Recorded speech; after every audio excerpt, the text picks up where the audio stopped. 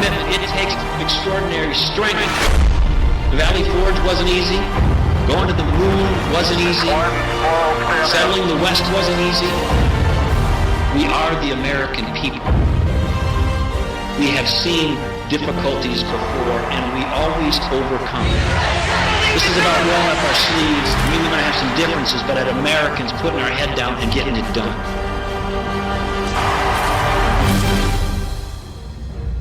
The one who put the present Democratic administration in Washington, D.C.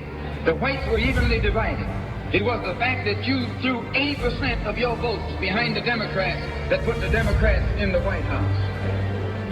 When you see this, you can see that the Negro vote is the key factor. And despite the fact that you are in a position to be the determining factor, what do you get out of it? The Democrats have been in Washington, D.C. only because of the Negro vote. They've been down there 4 years. And all other legislation they wanted to bring up, they brought it up and gotten it out of the way, and now they bring up you. And now they bring up you. You put them first and they put you last. Because you're a chump.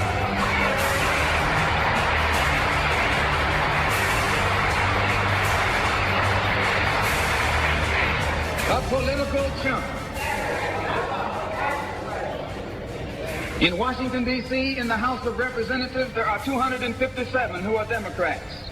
Only 177 are Republicans. In the Senate, there are 67 Democrats.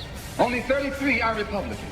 The party that you bash controls 2/3 of the House of Representatives and the Senate, and still they can't keep their promise to you, because you're a chump.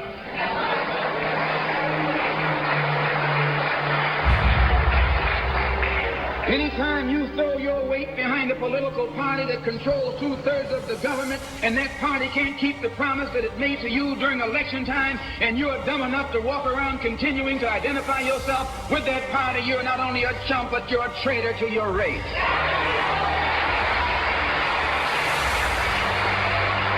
I know you don't like me saying that,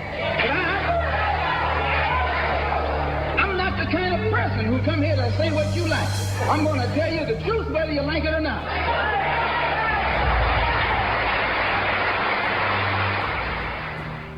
For today, in the name of freedom, we take the battle to them. Let's roll. You're listening to War. We are America Radio. A place where conservatives, libertarians, and Tea Party Americans come together to get the real deal news. No filter. And a lot of patriotic spirit. We are America Radio. Here in moments. The ultimate gayless spectacle. Holy Mother of God on earth and in heaven at the exact same time. You want a piece of me? You got it!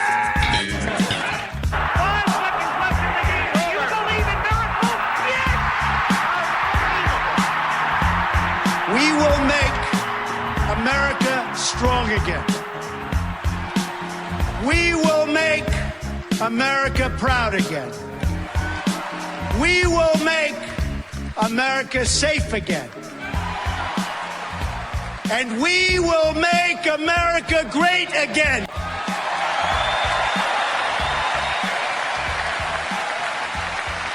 Let's not stand on ceremony here, Mr. Wayne. Ladies and gentlemen, welcome to the Wayne Dupree Show. I'm your host, Wayne Dupree, here on War Radio. We are America Radio. Also broadcasting on WCCD AM 1000 out of the greater Cleveland area.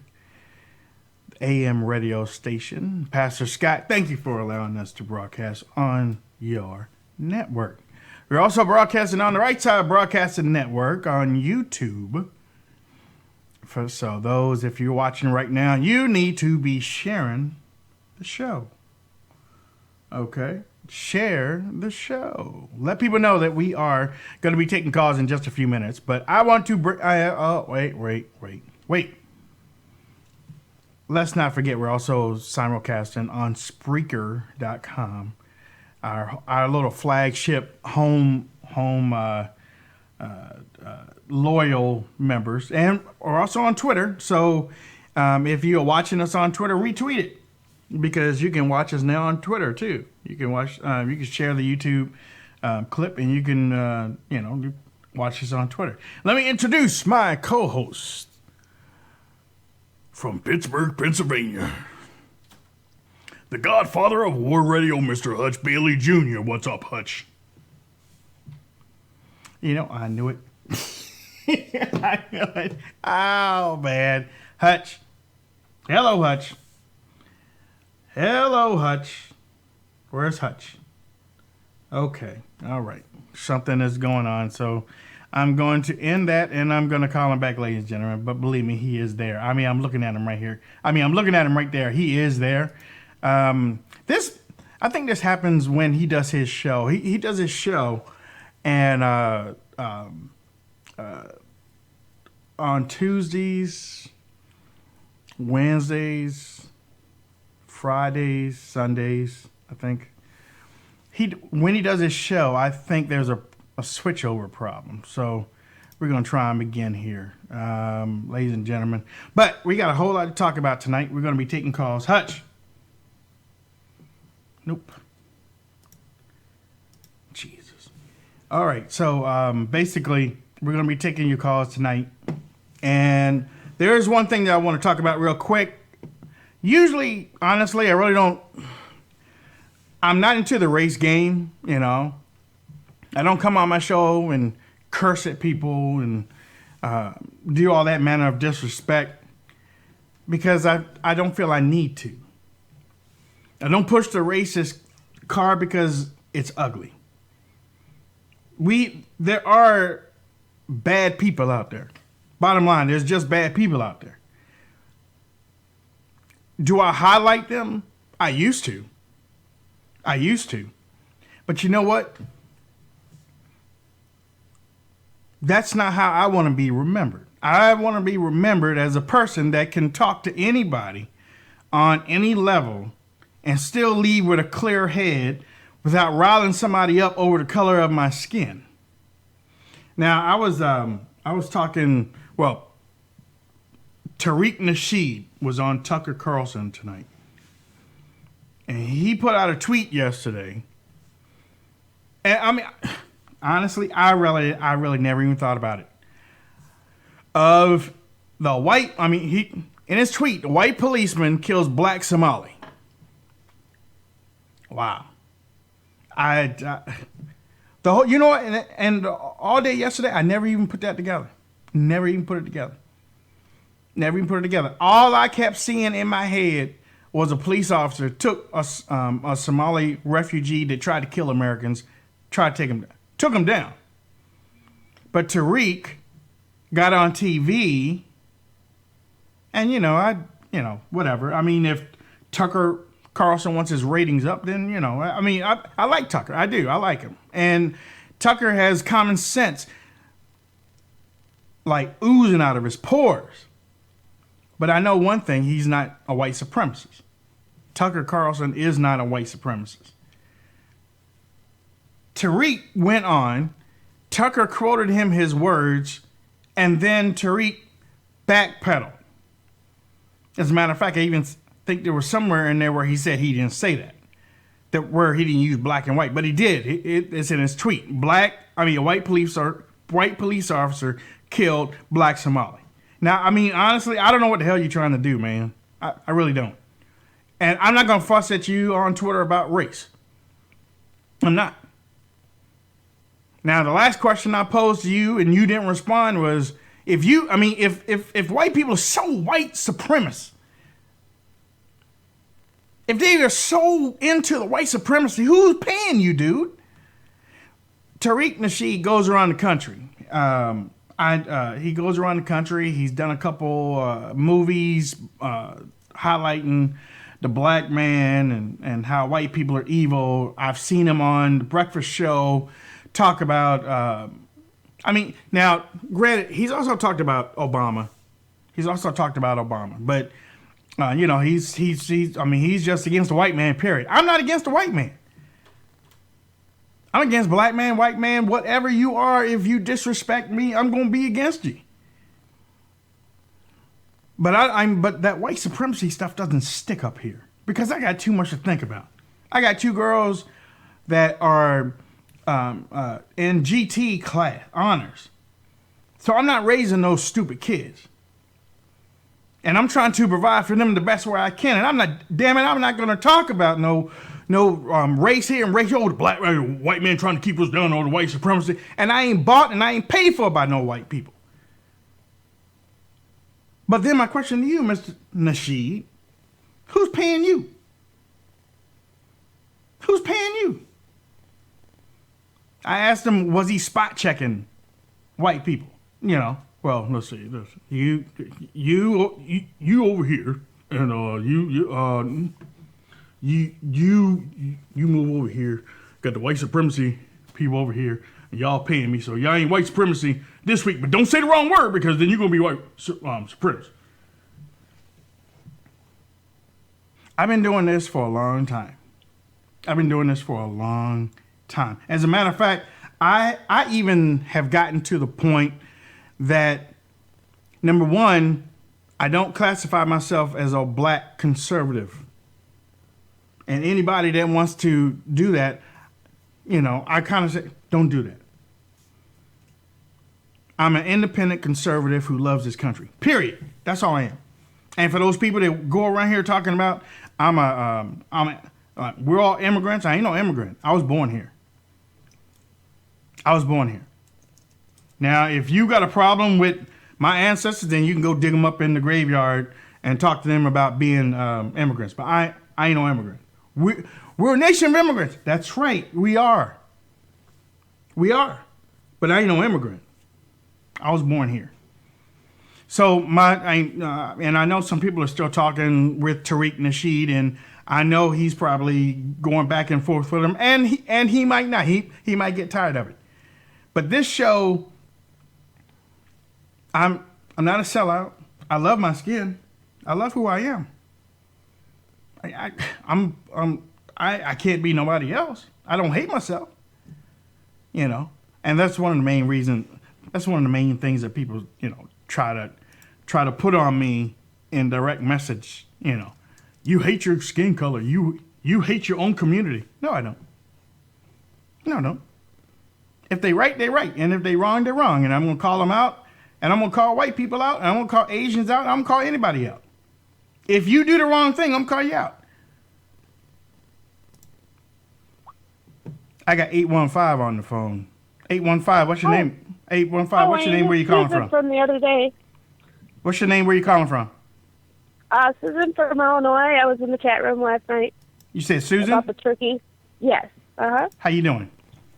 I'm good. How are you? I'm fine. Well, one smart thing that Tucker did is not invite that man into the studio, because Geraldo could tell him that he needed to dodge chairs or something. I remember that.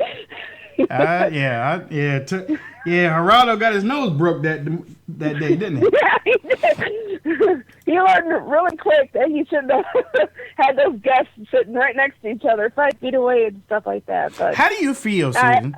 How do you feel when the left, or when con men, and I'm going to call them, well, you know what, I ain't even going to do that. How do you feel when you see somebody get on TV and basically, because the left has been calling you racist for the last 8 years, but when somebody calls you a white supremacist, how do you feel? Well, it's just like, why all of a sudden am I now described as that?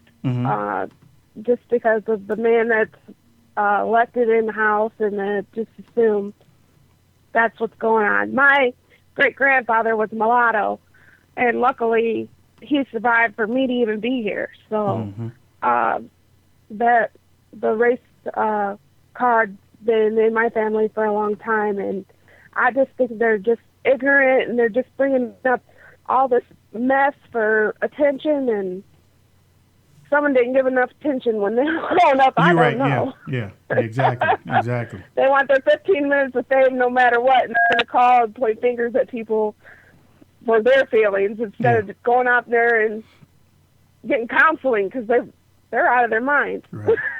Most of them. Well, Susan, thank you so much for your call. Hutch Bailey Jr., are you on the line? I am, sir. You know what? I don't know.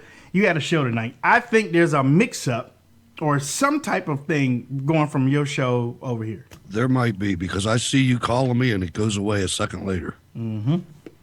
I don't know what it is. Maybe I'll shut down Skype next time and restart it or something like that. Listen, I was just doing a little monologue before you came. I heard it all. And I don't know, and you probably didn't see Tariq, that interview, did you? No, but I've seen other ones. I mean, it's all... With him on there. It's nothing new. Yeah.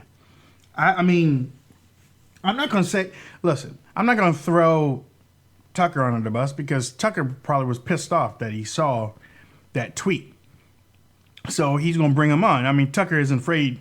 If there's one thing that we will know, or you will know if you don't watch him, it's probably the second best show on Fox right now. Yeah, I like Tucker. But,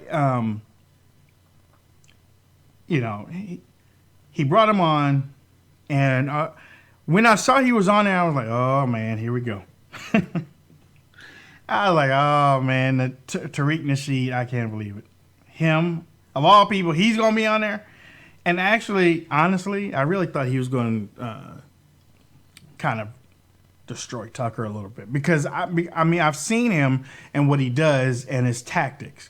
So I thought it was going to be either a tie or he might come out a little bit ahead. But no, Tucker took him on. And not only did he take him on, he used his own words against him that Tariq was backpedaling. And at one point in the video, I thought he said that he didn't say the word white and black, and he did. It's in his tweet. White police officer killed black Somali. And, you heard me. I didn't even think about that yesterday. I didn't even think about no color stuff. Did you? No, not at all. I saw a young cop that relied on his training and saved a whole lot of lives from a 7th century savage. Mm-hmm. I don't care what color he was. Right. His knife was silver. and his blood was red when he got kicked off this planet. And then ISIS came out today and said, yep, Hutch, let me say this. Ladies and gentlemen, I was hoping that this was that lone wolf that we keep hearing the media talk about. But to me, and I'm so glad that Donald Trump is going to take over in a couple of weeks, but to me, this was more damaging than the one in San Bernardino, and I'll tell you why. Because it was done in Ohio. And where is Ohio? The heartland of America. Where Donald Trump's going on Thursday. It's in the heartland of America. And we really, I mean, that really doesn't need to be public, like an advertisement for ISIS. But ISIS came out and said that, claim responsibility. I really don't think that they had anything to do with it. I don't think that they were working in cahoots with the dude, but they're claiming responsibility for the attack on a college campus in the heartland of America. Well, they did issue a fatwa that said you don't have to just kill soldiers. You can kill any Americans, Europeans, or Australians. And if you don't have an IED, that's okay. Use your car. Use a knife. Use poison. Use a rock. Push them off a building. So this is something that, it's going to be very difficult to deal with because the populations are so big. I saw somebody else come out and said the victims aren't the victims. The victims are the rest of the Somalia community. And I'm thinking, what? Yeah.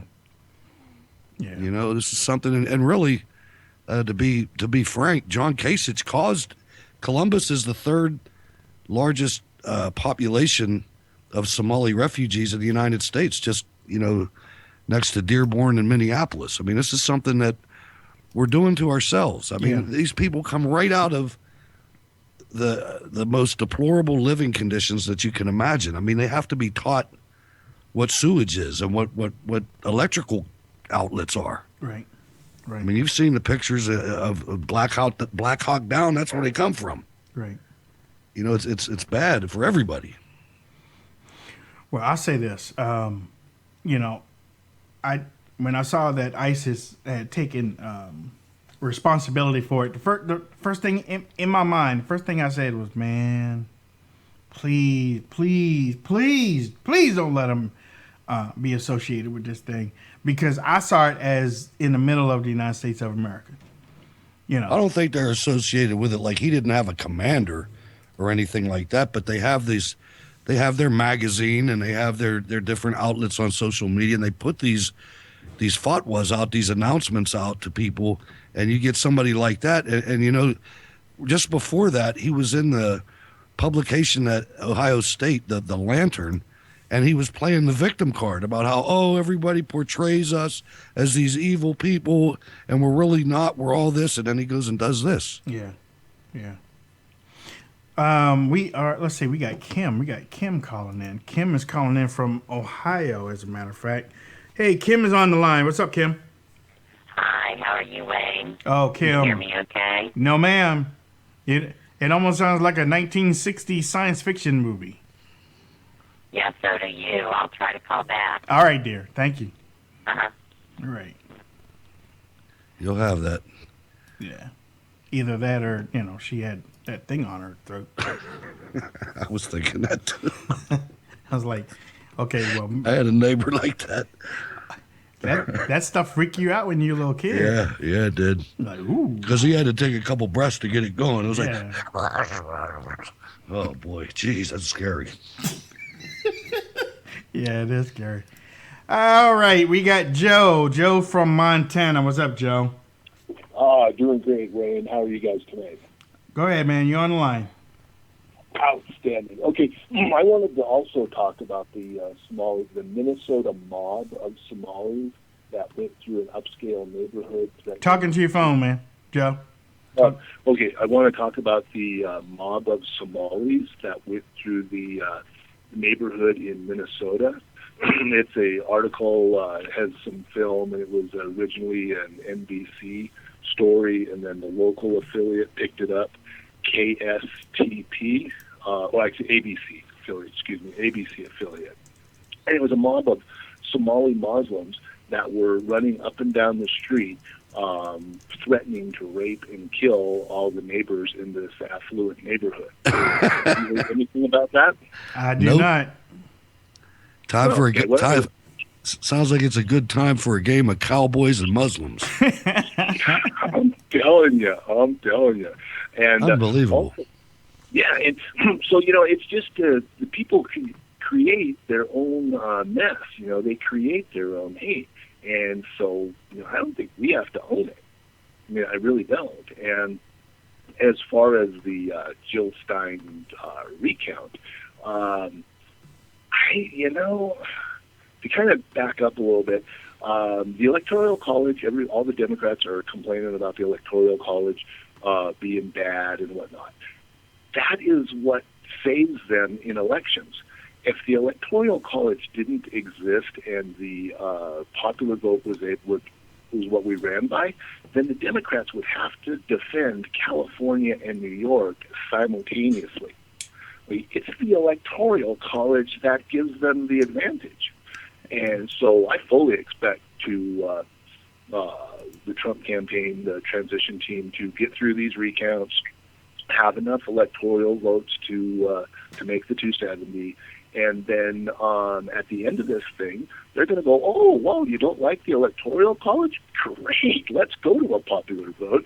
And now you Democrats can have to defend your two biggest prizes, California and New York, which you were getting for free. You didn't have to defend them. Well, now you're going to have to. And we're going to get a bite out of California. We're going to get a bite out of New York. And you're no longer going to get to hog them because you hog all the electoral votes. Hey, that's my thought. Hey, thanks, Joe. I got to let you go. But thanks for the call. That made some, well, I saw something today that said that Hillary Clinton, 5 counties between New York and California, 5 counties, 1.9 million votes. Yeah. 5 counties.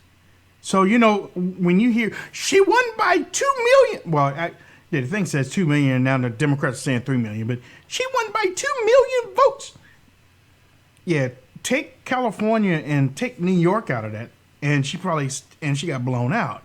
Exactly. You know. And how many dead people voted in those places? Oh. You want to have a recount? Let's have a recount. Oh. Let's have a 50-state recount. The Department of Justice, after the election, can come out and do a deep dive into every single county and every single state and build some new prisons to put people in when they catch all these people. I agree. We got Carrie from Florida. What's up, Carrie? Mr. Dupree, Mr. Bailey, how y'all doing this evening? What is up, Carrie? What's going on? Well, this is what's going on, my brother from another mother. When you just asked the first caller what they thought about if someone would ask them if she was a racist. White supremacist, yeah. Whatever. 6 of one, half a dozen of the other. What's the difference? Well, I mean, look, wait, hold on. There's a big difference. There's a big difference to me if somebody called, well, you've already said it's not a difference, but if somebody called somebody a racist and then they turn around and say, well, you're a white supremacist. That, I mean, to me as a black person, and I'm not racist, but it sounds different. Okay, it sounds different. It sounds hateful. It sounds more hateful, Carrie. It does. It really sounds more hateful. Sure, I can see your point in that, but my point is, and I respect your opinion. Mm-hmm. My point is, it's a label. True.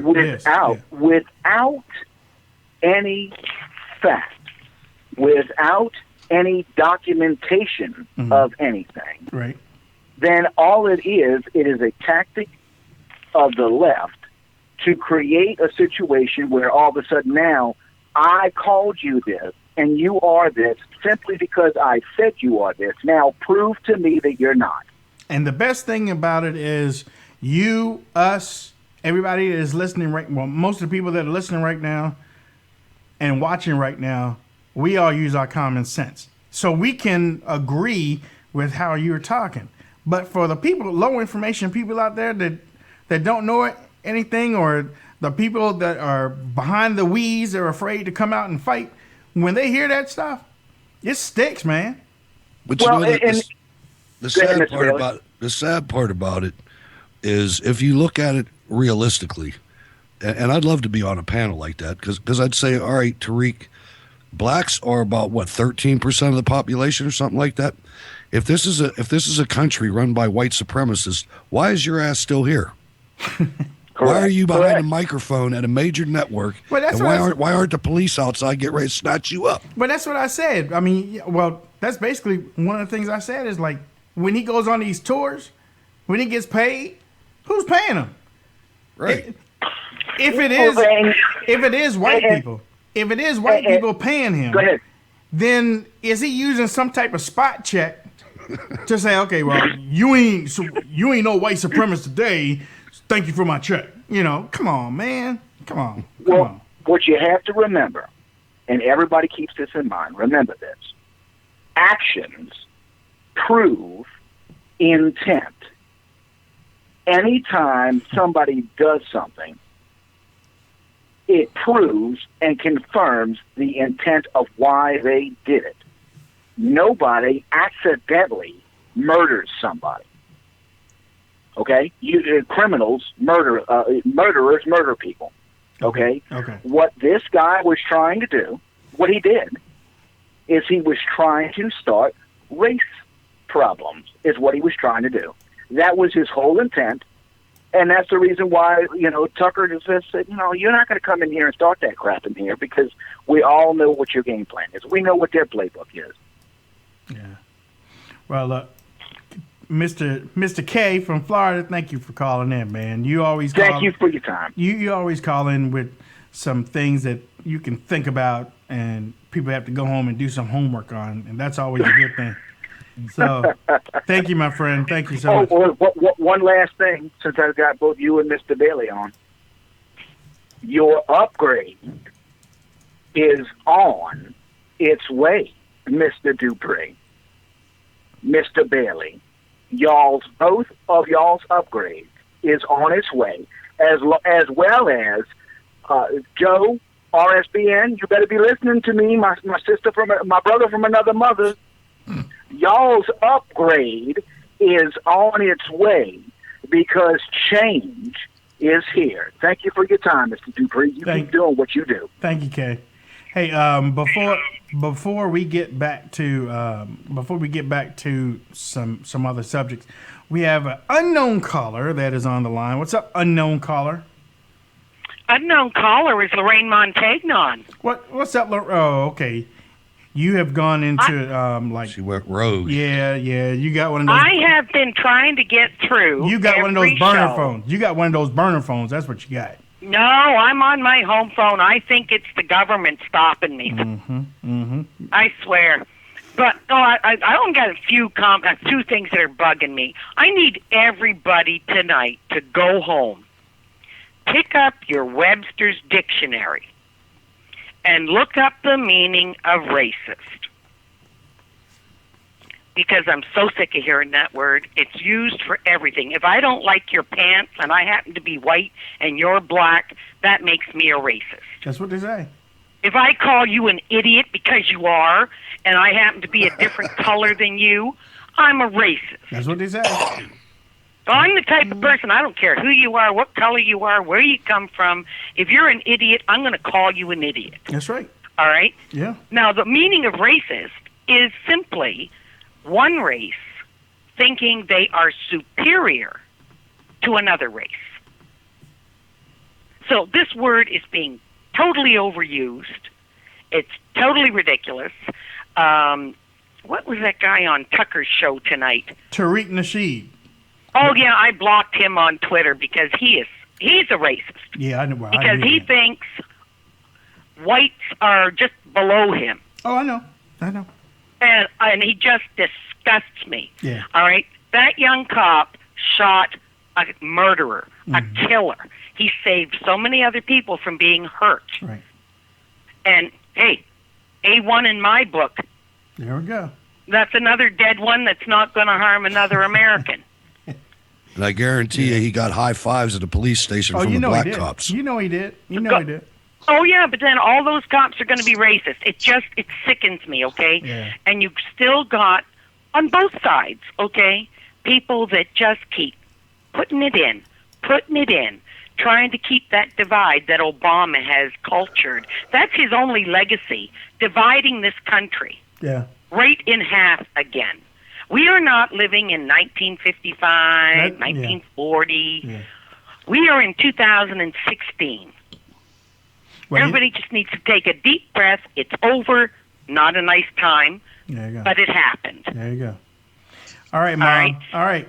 Lorraine. And there was one other thing I wanted to say, and now it's gone right out of my head. I got so PO'd on racism. Hey, well, don't do that. Well, I tell you. Oh, yeah. There's my Trump man. He's not even in office, and he's making this country better. We supposed to be talking about that a little bit later, Lorraine. But go ahead. I love you. Get on with your show. All right. I'm so glad I got through. Just keep doing what you're doing, because as far as I'm concerned, the only people that Trump should take on his plane is a few from Fox News and you guys. Oh, well, thank you. Nice. Thank you. The rest of the mainstream media, let them take, workers' class and pay for their own food and drinks. That's right. That's right, Lorraine. That's right. Okay, God love you. God bless you. Thank you, dear. And stay safe, and we'll talk again if I can ever get through. Yes, ma'am. Thank you so much. I think I've been put on a blacklist. No pun intended. Oh, my God. But thank you, Lorraine. Thank you, dear. That's Lorraine, people. That's Lorraine. And she can bring it, too. Don't let the smooth taste fool you. She can bring it when she got to. She does not like Ted Cruz. Ladies and gentlemen, we have Mona Salama on the line. What is up, Mona? Hey, what's going on, everyone? All right, just trying to get her. Look, you in New York, Romney and President-elect sitting down eating dinner. And the reporters are staking out, trying to figure out if he wants his steak medium rare or medium well. They say Trump takes them well done. Does he? They said he takes them well done, and when you put it on the plate, it makes a noise. Help me. Do you have any news out of there? Yeah. Well, I have news about what's gonna happen tomorrow. Like, VP-elect Pence and Reince Priebus will meet with Paul Ryan tomorrow in D.C. What else do I have for you guys? Everybody knows about Trump reaching the deal with Carrier in Indiana. He's not even 100 in office. 2 months he's already out. making deal. 2 months out. But wait. Hold on. Let me stop you for a second. And both of y'all can answer me on this one. What's up? I'm starting to see a little bit of establishment going on in this administration. Explain. Am I right or am I wrong? I'm starting, especially with the Treasury guy. Well, I think you need a balance of both. I think you can't just, 100% drain the swamp without having people that are part of the swamp to help pick their brains and then see if we could work with them to help drain the swamp.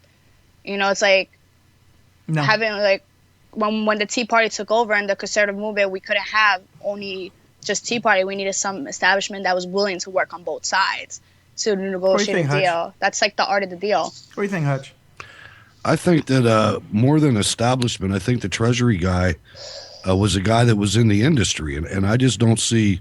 I heard a guy explain it because that argument was being brought, and the way he said it was, this guy, you have to put somebody that has knowledge of finances in a position like that. I agree. And that this guy doesn't just have. He was explaining that the two types of banking, and banking will kill your ratings. That's why I never talk about it, but Wall Street and Main Street have two different banking systems, and this guy knows both. So I don't know that much about Treasury and what goes on there. I know the people that Obama picked were tax cheats. Yeah. So you can't do any worse than that. Okay. All right. Well, I just Price. What do you think about Price being picked up for Health and Human Services? I think it was a good idea. It's just the problem of working. He's a doctor have too. The Senate to confirm that's going to be a long session. I don't think he's going to get confirmed by the Senate. That's going to be a major problem coming in January. Price? Yeah, with the Democrats. I think it will. Yeah, but they have to have defections from the Republicans. The only way that any of them get turned down is if Republicans vote against them. Well, that has that's reared its ugly head with Corker, Pat Roberts, Jeff Flake, and Lindsey Graham came out today, said that they would not utilize the nuclear option to pass the Supreme Court nominee to replace Scalia. Well, guess what? It's not up to them. It's up to Mitch McConnell. Yeah, it's up to Mitch, but it's also up to you need the 60 votes to confirm it. Right. Mitch can help, especially now that his wife is going to be transportation secretary. What do you think about that? I think that was a smart move because now that Trump. Where'd she go? Mona. What do you think about that, Hutch? Well, I mean, personally, I would have never changed the rules in the first place. But since they did, they ought to taste a little bit of pain over it. That's what I feel. But you have these Republicans saying they aren't going to do it, even if they ain't going to do it. Well, again, and it was always the nuclear option was off the table when it came to Supreme Court nominees. Mm-hmm. And I think for the Democrats to try to hold back, I don't see it as possible. They might be able to do it for one or something like that. They've done it in the past. Okay. But it's suicidal. We have to have a Supreme Court. Right. And it's 48-52 or whatever it is. So we'll see what happens. It's something that I think if they push hard enough, not allowing a conservative justice to be appointed to the Supreme Court over some kind of malarkey, I think they will change the rules. Mona, you back? Yeah, can you hear me? Now I can. Yeah, I don't know what's going on with this. I think I'm being blocked. But I think those guys are going to be a problem. But, the best thing from what Trump did was hire Mitch McConnell's wife as transportation secretary. She was the deputy back in Bush's administration. So now he's going to have a good relationship with Mitch, and he's going to tell Mitch to get these boys, these rhinos, put them in their place and like fall in line. Before He was all we lose elated about everything. it too. He's happy, boy. Let me Mitch ask you a McConnell. question. Let me play the devil's advocate to both of y'all then. If this would have happened in an Obama administration, would y'all be talking about it? Oh, What do you we'd mean, be if they freaking hire- out. I ain't gonna lie, but he did do things like that. I mean, you look Yeah, at yeah, you that's look true, at, that's at, true, the, at the that's people true. going back and forth between the administration and the media. Right. I saw that graphic. Yeah. Okay, but you were not happy when you saw that graphic. So when it happens now on our side, you aren't going to say anything.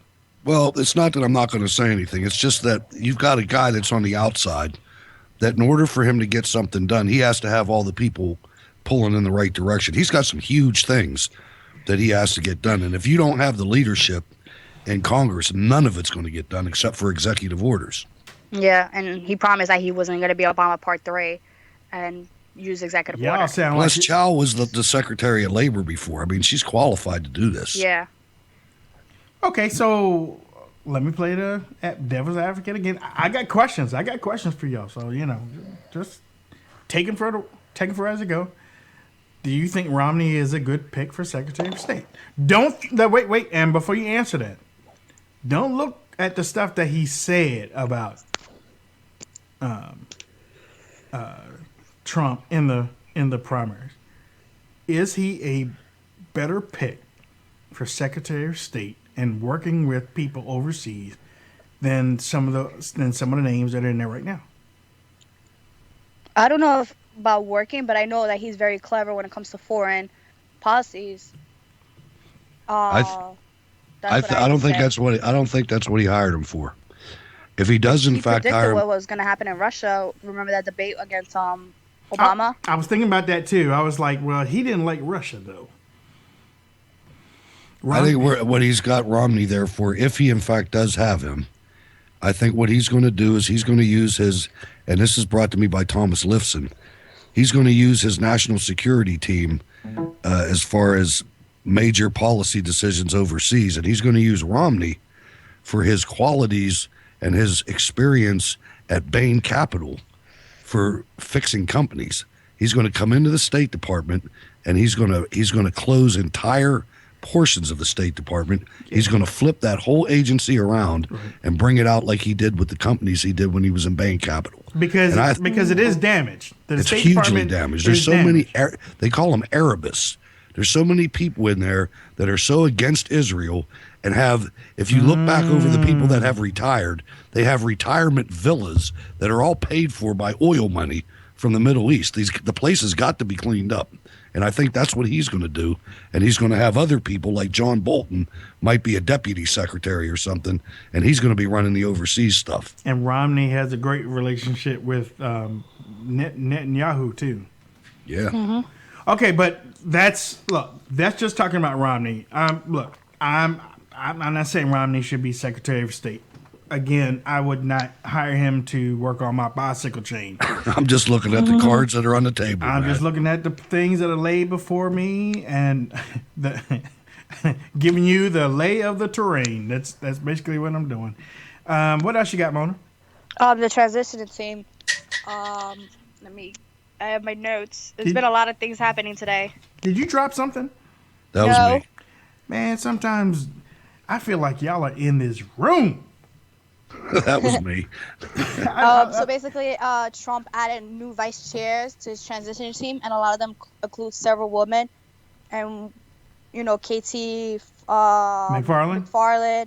She's good. Oklahoma Governor Mary McFarland, Senator Tim Scott, Kathleen Troyer, and he also added Marshall Blackburn, Cynthia Loomis, Kathy McMorris Rogers. So there's a lot of women going to be a part of it. Man, Mona's on the job. Yeah. You also have Trey Gowdy on the list. You also have Pastor Darrell Scott. You have Anthony Scaramucci. You have Donnie Jr., Ivanka Trump. You have Ryan What are these Grievous. again? You have Steve Bannon. What You have are these Katrina again? Pearson. Assistant people on the transition team. Okay. Yeah, so he added more, and a lot of them are females. And this is what's driving the liberals crazy because they thought that Trump was going to have old white men running his. I was going to say, I thought position. one of those, a couple of those guys you mentioned were black men. Yeah. And black females. How can you have that? I know. That's why they're doing the recount. Have you noticed that Jill Stein has been getting more attention on TV than she has the past?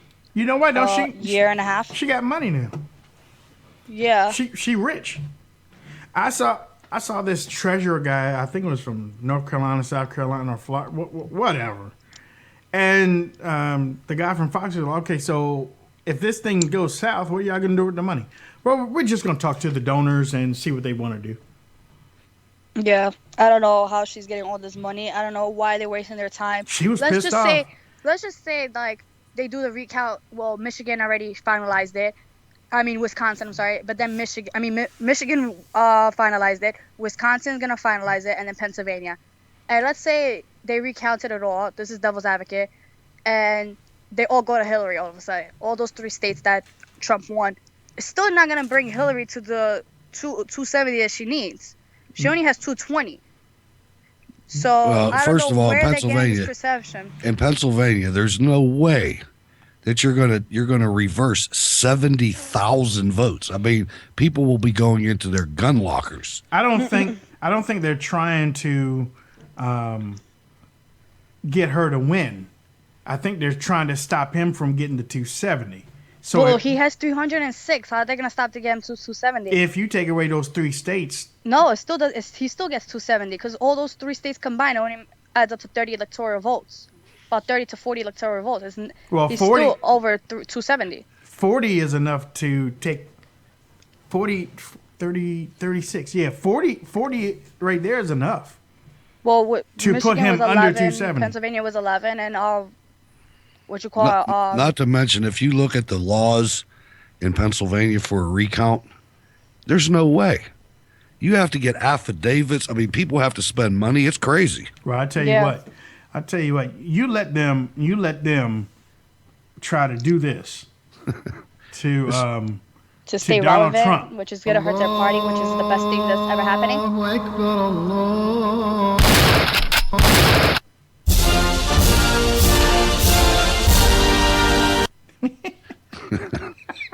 You're right, though. I mean, it's something that what this is all designed to do. This is designed to set up Donald Trump the way they set up George W. Bush. It's set up to delegitimize his presidency. So for 4 years, we're going to hear the lie that Hillary Clinton won the popular vote. Now, mind you, millions of absentee ballots from military personnel were not counted because they weren't needed. The same way with Gore. Gore didn't win. If every vote that was cast was counted, Gore would have got beaten the same way as Hillary Clinton. Yeah. Hey, I heard that Wisconsin upped the price of the recount. Jill Stein got mad. She tried to bring a lawsuit, and they're like, "Yeah, you're gonna lose this lawsuit, and we're not gonna do the recount. Accept it how it is." Well, I heard. I have an audio here of Jill Stein when she found out that the cost of the recount went from 1 million to 3.5 million, and we just happen to have a audio of Jill Stein when she found out. Dirty Turkish harker back flat and Porton, Philip Bunker Burton, Perkaluma Burton, Durton, Boston, Martin, and Idaho. The best is when I was watching Anderson Cooper yesterday, and because I find him a better 9 o'clock host than somebody else, but he asked her that question, and she tried to make a comparison as to plane safety. She's like, yeah, the plane, it might not be safe, but, you got to still not take the chance and still go in the plane. I don't know what she said, and then a couple hours later, those guys in Brazil, those soccer players died. So this lady's a curse. Yeah, she is cursed. But you know what? She's trying to remain relevant when she's irrelevant. Yeah. Yeah, she. Somebody says she's trying to get ready for 2020. Oh, okay. Have fun. Yeah.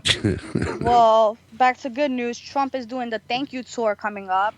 It starts Thursday on my birthday, and he will be in Wisconsin. He'll be in Cincinnati, and then the second stop is being negotiated in Des Moines, Iowa.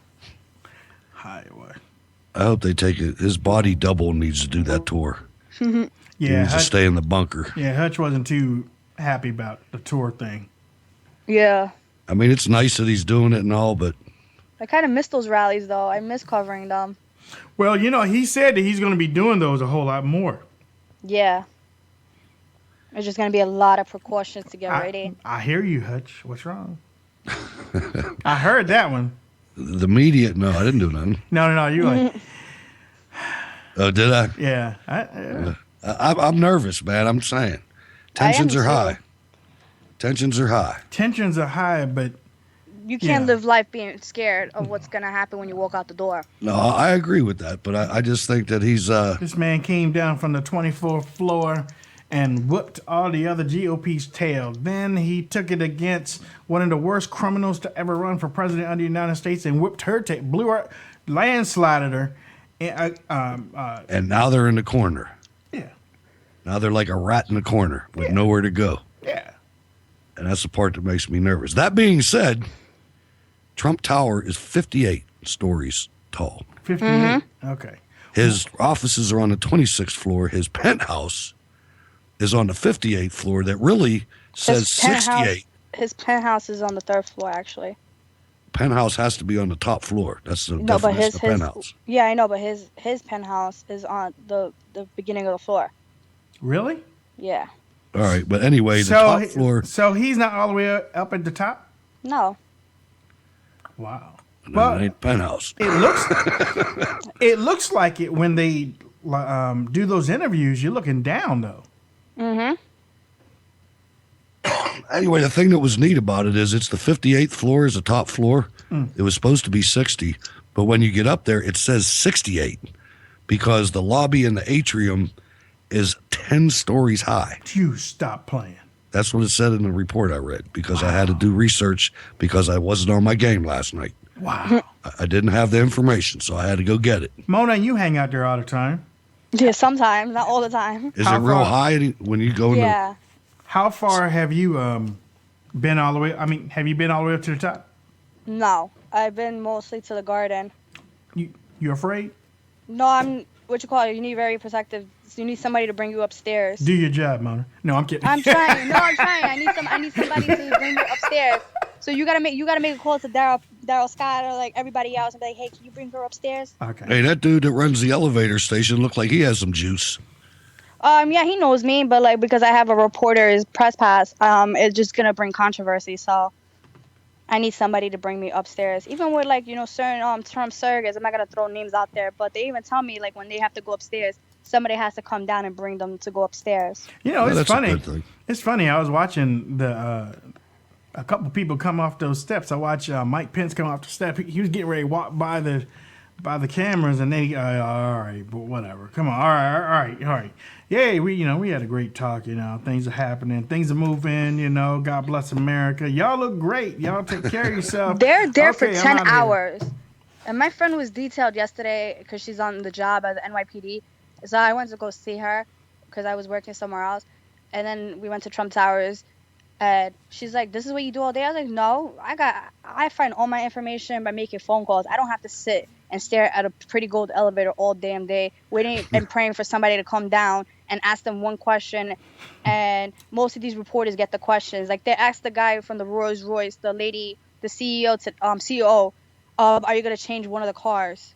Like they ask the most stupidest questions, but because they're mainstream media, the people that are speaking with Trump at that moment always answer them first. So like I'm not gonna waste my time sitting there praying and waiting to get something out of that elevator. All right. Well, listen. For those that elevator became more famous than most people. I know. You're right. Look, I don't know whether I hit a dumb moment or what. But I saw the TT on there. I'm like, what in the heck is TT? I mean, I know his name is Trump Tower. I know, but I'm looking at that. I'm like, TT. What is that? Hanging out with too many blondes, Wayne. Oh, look at you. Hey, I'm a brunette. Even though I love some of my blondes out there, but I always make fun of them. Yeah, all right. Well, just do your job. No, I'm kidding. Always.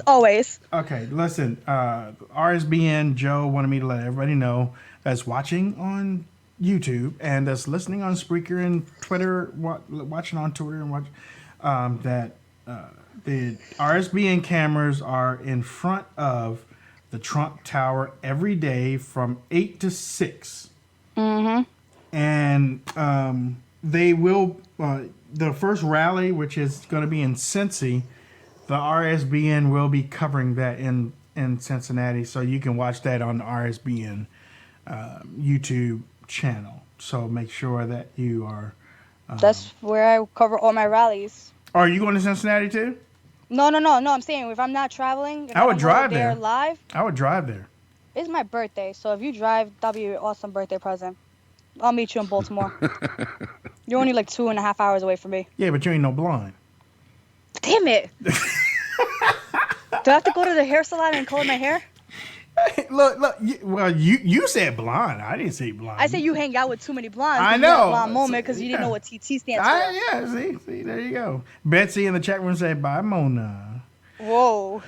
Okay, so... I don't know if you're trying to say bye, Felicia, or hi. Okay, so listen. We're getting ready to roll up out of here in a few minutes. Let's see. Another unknown caller. Let's go ahead and take this one more caller. Hello, unknown caller. Hi, it's me again. The guy from Singapore calling again. Hey, man, how you doing? Real quick, go ahead. Hi. Real quick. Yeah, real quick.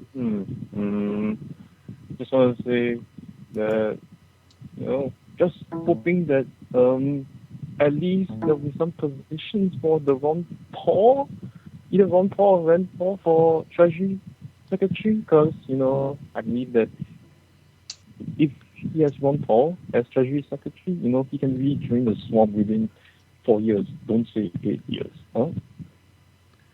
Okay. Well, hey, I mean, we'll see. We'll see what happens, Mr. Singapore, but thank you for your call. Don't think that's going to happen. Yeah. Ron Paul. I mean, Ron Paul hasn't been the same since Trump dissed him in that first debate. Rand Paul. We were talking about looks. I tell you about looks. I don't even know. I don't even know why he's up here. That's why he's on the end.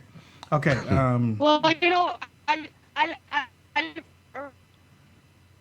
Mona got in one of those no cell tower Mona got zones. Tourette's. Mona got Tourette's just a while ago. All right, Mona, we can't hear you. See you, Mona. Keep up the good work. Mona, you can catch her at Mona Salama _ on Twitter. Make sure you follow her. Hutch, how can people reach out to you on social media? Hutch Bailey Jr. on Facebook and Gab, Berg's Eye View on Twitter. Thanks, Wayne. Look at you, man, Gab. That's so catch me on. Oh, and I want to say hey to my people on Gab. I put up the link on Gab. I don't want to forget them. Gab, Instagram, Twitter, Facebook. Just type in Wayne Dupree Show, and you'll get me. All right, ladies and gentlemen, we've got to go. Keep your head looking up. That's the only way you're gonna find out where you're going. You can't have your head down and go somewhere because you're gonna be running into stuff. Always keep your head up. And like Casey Kasem used to say, keep reaching for the stars. Ladies and gentlemen, thank you for tuning in. Remember, tune in to the Right Side Broadcasting Network channel 8 a.m. to 6 p.m. to see who comes off that damn elevator and who is giving interviews for, you never know who's gonna show up. You never know. So at least you'll be able to catch them here on the Right Side Broadcasting Network. And don't forget, President-elect Trump is going to be in Cincinnati. RSBN is going to be covering them on Thursday, I think. My birthday is on December 10th, so I'm looking for something from everybody. Hutch. Alrighty then. I'm looking for something. Don't play. Got it. Don't get on this radio show and say, "Oh my God, I forgot, Wayne. I forgot." All right, ladies and gentlemen, we are rocking out. Have a good night.